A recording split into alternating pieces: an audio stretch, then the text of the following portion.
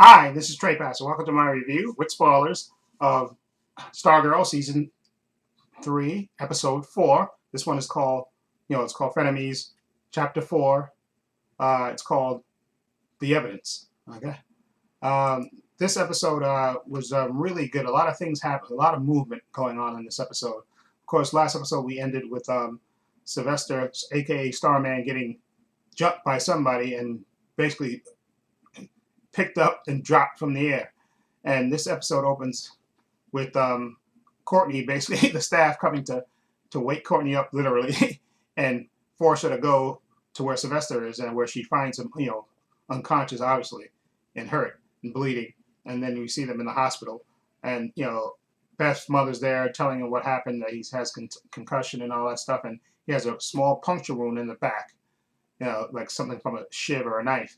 Okay. And of course, Pat's there with Courtney, and Courtney feels guilty because he's unconscious right now, and Courtney feels guilty because he didn't take the staff with him, because it wasn't his. Pat said because it wasn't his turn, per the agreement you made with him, So, but Courtney, she feels guilty about that he got hurt, with not it because he didn't have the staff with him, so she feels guilty, because Courtney's a good person, and of course, then we see after a while we see him wake up, and him and Courtney have a little talk, and he tells her, he went to try to, return to the scene of the crime because he figures criminals sometimes they return to the scene of the crime, and uh, and she said, why didn't you take the staff? He said, well, it wasn't my turn. I was following the rules, and she said, well, we got to make up new rules now.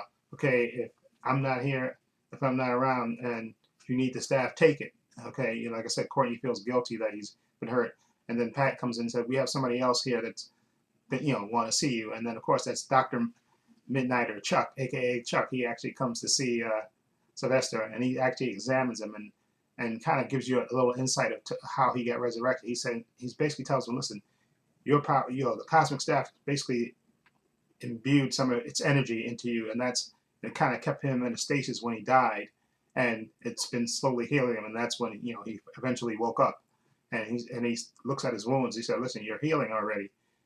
So he thinks the cosmic staff basically imbued some of its energy into Sylvester, aka Starman. So now that's how he's healing, and stuff, and how he didn't die, and how he got resurrected because the cosmic staff imbued some of its energy into him. Okay, and now they have a conversation as well where um, Sylvester asks him, "Or do you ever feel like do you ever miss it?" And he goes, "No, I'm happy with my wife and kid, and I feel happy. Part of my enjoyment is that I pass on Dr. Midnighter to Beth. That's I get my to the next generation." And Sylvester thinks about that and thinks maybe that's what he should do as well. So, he's thinking about that as well. And so then later we see Yolanda at home, and she's talking to Rick, and Rick is telling her what happened to Star, aka Starman, when the mother hears him, and she hangs up real quick, and mother comes in, and she kind of tells her, listen, I want to get an extra shift, tomorrow night, because actually she wants to do a little superheroing investigation with the rest of the team. So she lies to her mother and said, listen, I want to get an extra shift. That was Maria that I was talking to on the phone, the person that runs the restaurant. And can I get an extra shift? And the mom says, okay. She says, okay. But remember, this is just for the money, the tips go to the college fund. And she tells her, listen, make sure your room is cleaned up because tomorrow, since your father left his job, it looks like they're selling the house or have to sell the house, and they may have to move because it seems like since the father lost their job, they're kind of struggling for money, which obviously we didn't know before that until then, and so that's another thing that again I guess Yolanda is dealing with that we don't we just found about out in this episode, and so later we see the team with Cindy included. They're investigating the trailer and stuff and looking again for something they may have missed.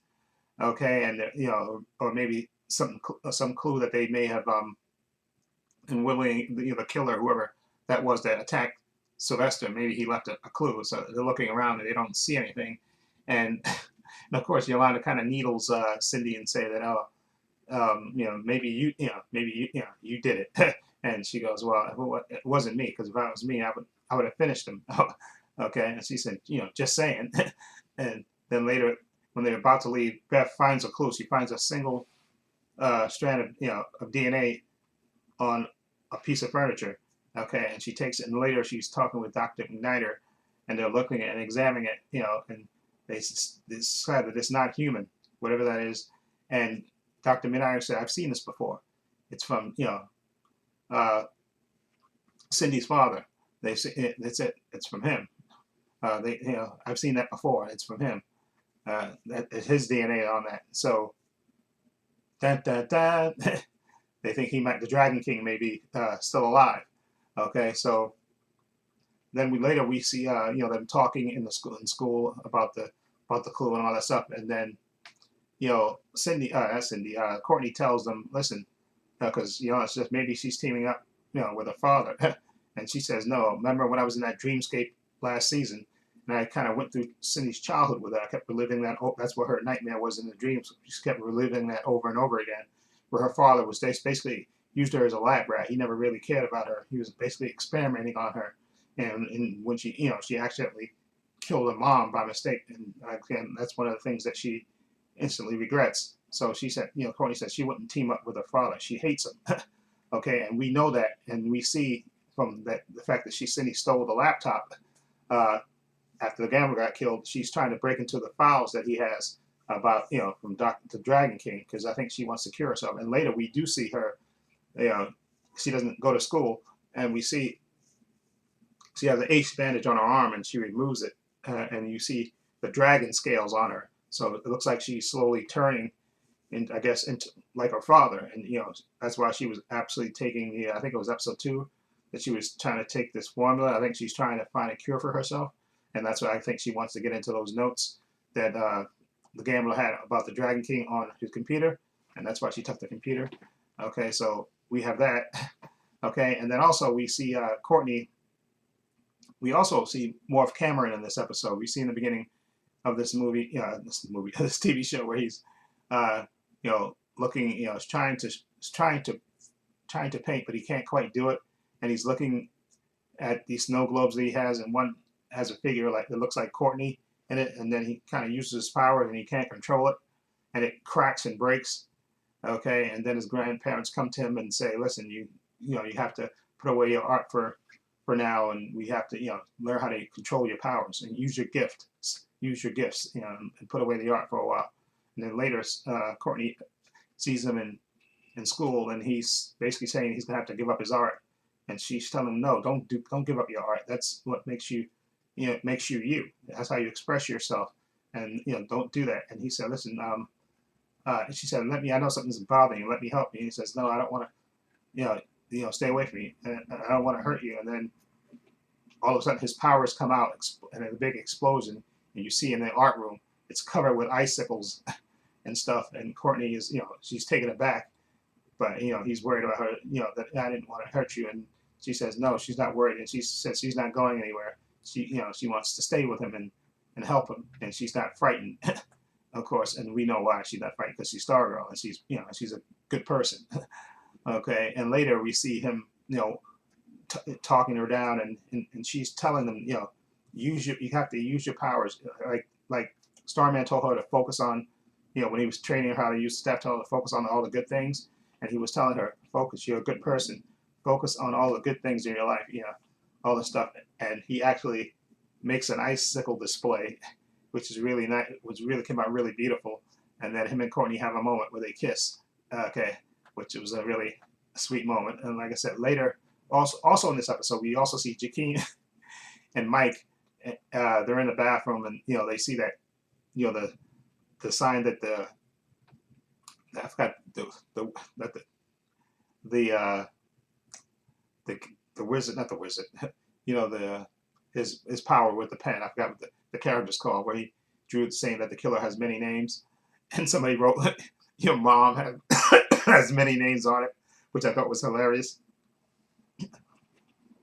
And then of course Mike is telling them that the Dragon King can still be alive. He said we need to get down there to the basement there and find out if the Dragon King is still alive. We could be heroes. And he makes a wish, and of course the wish goes crazy. And what comes out is a bunch of they get avalanche with a bunch of keys, and then they run off. Okay, and it's just a funny episode.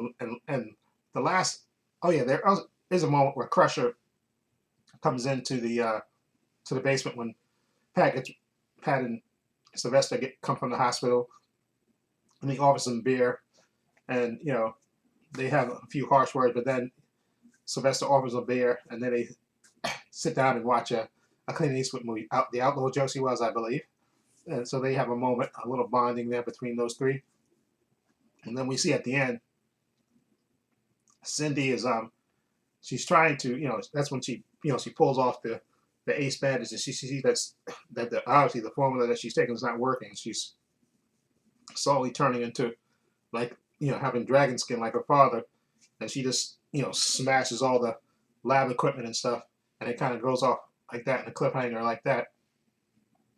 So oh yeah, there's a moment too when Yolanda and Mike, not Yolanda, Mike, Yolanda and Rick come to come to Sylvester and say, listen, we found out the Dragon King may still be alive. You want to investigate it? And he says, sure, let's go.